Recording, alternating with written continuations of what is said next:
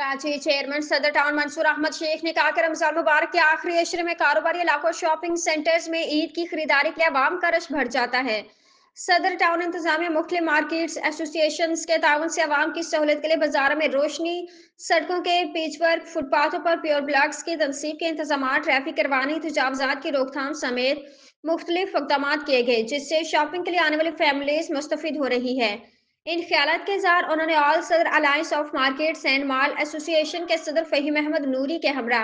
सदर Zainab market, Madina shopping centre, Rex market, Victoria market, international market के दौरे और अब्दुल्ला हारून रोड पर पुलिस रिपोर्टिंग कैंप के दौरे के मौका पर किया। अपने दौरे के मौका पर मुख्तलिफ मार्केटों में जाकर वहां दुकानदारों, शॉपिंग के लिए आई फैमिलीज से बातचीत करते हुए चेयरमैन मंसूर अहमद शेख का कहना था कि तमाम वसाइल और अफराधी कुव्वत के दुरुस्त और ईमानदाराना इस्तेमाल से अवाम की सही मायनों में बलदियाती खिदमात अंजाम दी जा सकती है।